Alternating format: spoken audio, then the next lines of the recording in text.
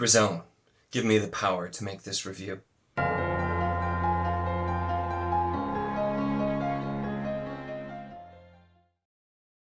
Hello and welcome to my channel. In this video, we are going to be talking about Gloves of Eons by Andrew D. Meredith, the third book in the Kallatian Saga, which is a series that I have just absolutely been loving.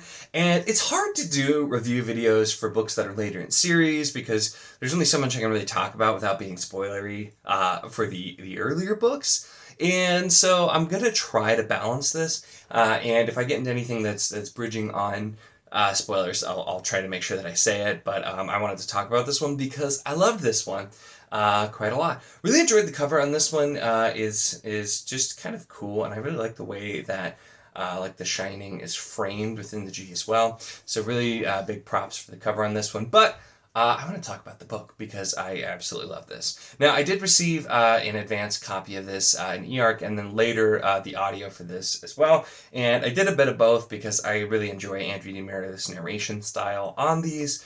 The way he does the voices, very unique, everybody with different sounds, and it was just, it was a great time to be able to throw a little bit of that in there.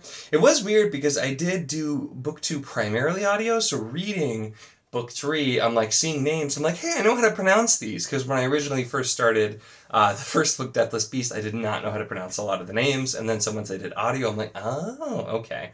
So it was nice to kind of mix that up. But this one is kind of really getting things moving. And so I say that because there's a lot that happens in the first 2 books. And there's a lot that I enjoyed. And my favorite characters in this one, just a little bit less. And at first I was like, oh, I really was missing the character. Although the parts that he's in, Janet Brostein, I really, really enjoyed. But I found myself just really invested in the overall story that's going on as well. Because we have a ton.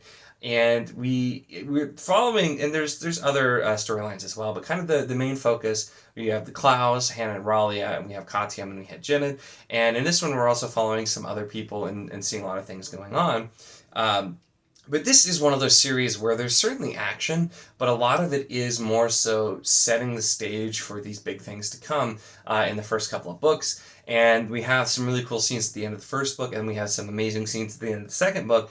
And this one is like, okay, a lot of it's been placed, and now we can really start to unfold more of what's going on. But something I've really enjoyed about this series is that we kind of learn as we go with the world building, and we're not getting info dumps and this or that. It's just as we go along and we see things, we find out more, we learn more. And as we've seen the kind of the rumblings, but we're looking at all kinds of unrest, potentially war, and when we have the gods involved as well, and seeing who is going to end up on what side and really what the sides are, because things are pretty complicated in this one as well.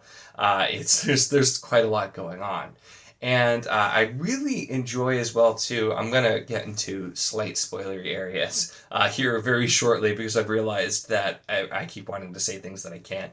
But what I really enjoyed here is how this builds off of the first 2 books and kind of shows and reminds you how important those events actually were. Because there are events from the first book and the second book, some of the climaxes especially, that are incredibly relevant to the overall story and kind of showing you how they're going to continue to be relevant. And yeah, of course, you know, it's book 3, it's supposed to be building off of the previous books, but sometimes you'll get books where, especially longer series, where the events that happened don't seem necessarily as important anymore. You're like, oh, that was just the climax for this book.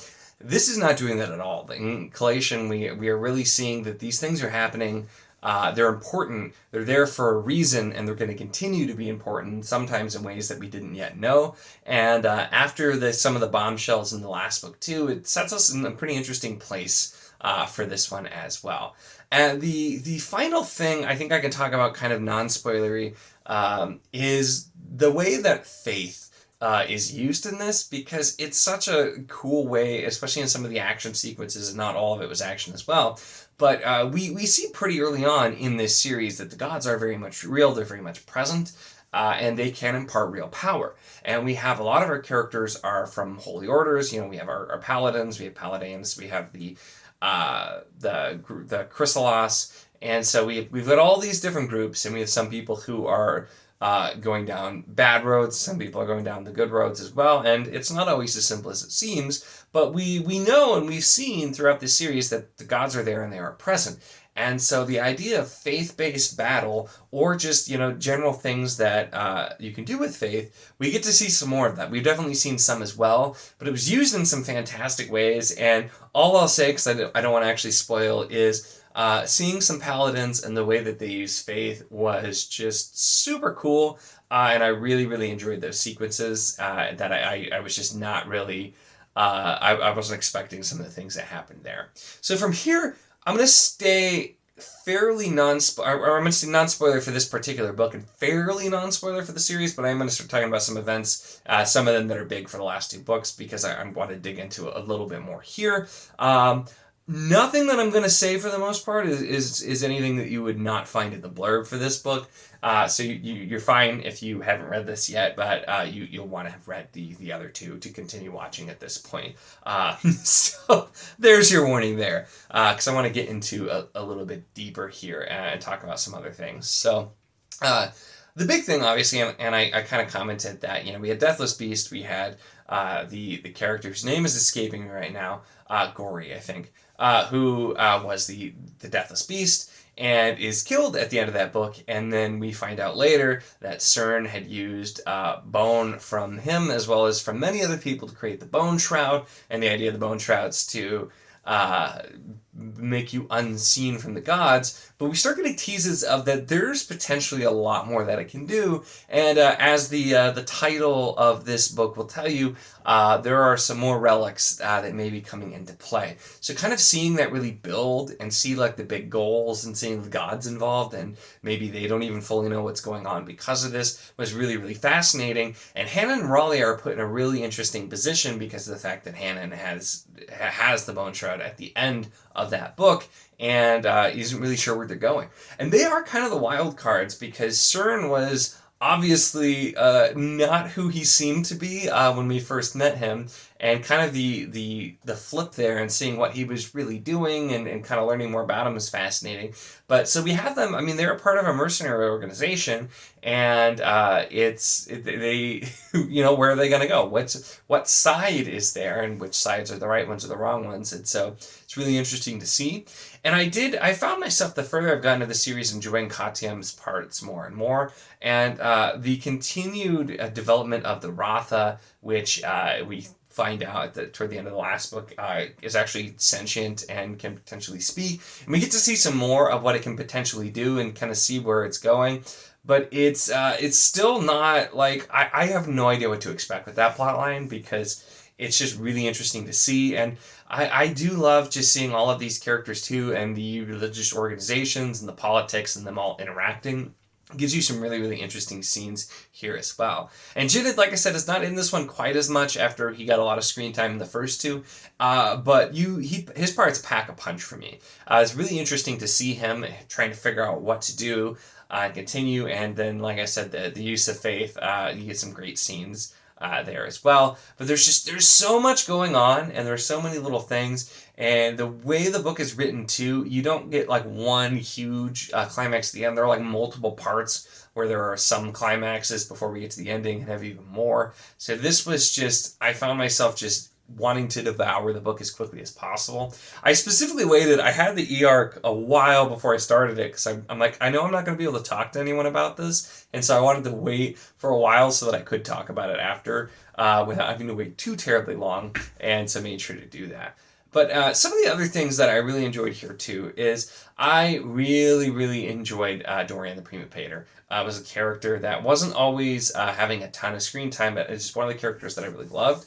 And at the end of the last book, he resigns as Prima Pater and appoints Nicole to be the Prima Pater. And so in this book, it's kind of really, really cool seeing them in different positions, where you have Dorian, who's no longer in his place of power, and he's still himself, but he can do things a little bit differently. And then you get to see Nicole trying to like step up and be that unflappable presence of the Prima Pater, even though he might not feel that he's really ready or prepared to do it. And so that's one of like the smaller character things that I just loved seeing those directions and how they went. I have to say, I I even sent the author a message because as I was going through his freaking Dane, Dane is a character that's just so easy to hate, and he is such a dick. And I don't like him at all.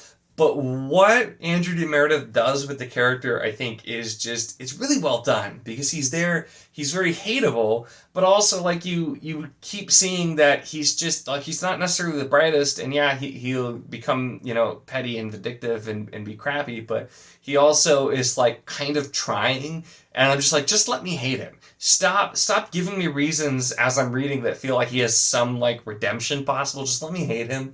But we do get to see him, although like the things done with the character in this book are also really interesting as well. It's just there's so much going on here, and I also really enjoy, and I won't say what it is specifically because that would be branching a bit more into spoilers. But there's something in the book that's set up, and it's very important and relevant to some of the plot lines in it. That we see and we find out in that kind of organic way that Andrew D. Meredith always does with world building, where the name came from and why it's called that, but that it probably originated as something else. And the way that was built from, oh, this is what this is, to finding out the history, to finding more about it, and to finding out why that actually might be relevant to the plot, just was done absolutely wonderfully. And it's just another example. Once again, I'm talking about some small things just because there's a lot of really big things, but I'm always so impressed with the details and the small things in these books. So some of the things I want to talk about are probably not like the things that necessarily stand out the most,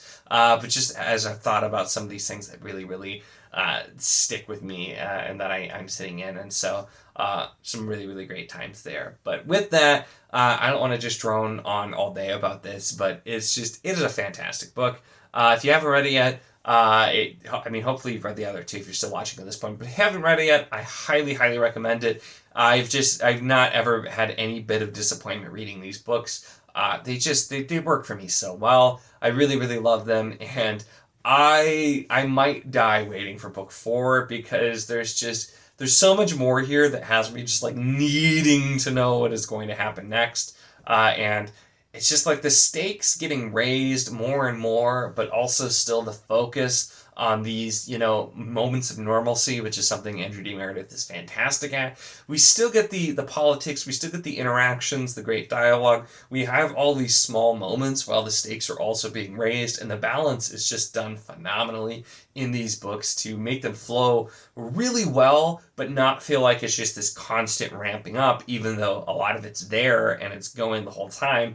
But because of the way it's written, it's not just breakneck speed. It's really taking you through and doing it in such an organic way. And it's just another one of the things that I love about this series and about Andrew D. Meredith as an author. So there you have it. There's me gushing a lot about Gloves of Eons. It's a fantastic book. Definitely get it. I'll be getting a physical copy very soon because I've got to have one to add to my collection. But just having a fantastic time with this series. I cannot wait for more. And just to read whatever Andrew writes next, because I'll read whatever the heck he writes at this point as well. So that's it for this one, though. Make sure to give the video a like if you enjoyed it. Check the link in the description, as always, for the Wizardry Enclave Discord if you want to chat books, whether this book, other books, any books, really anything at all. It's a lot of fun and we'd love to have you. And of course, if you enjoy my content, make sure to subscribe.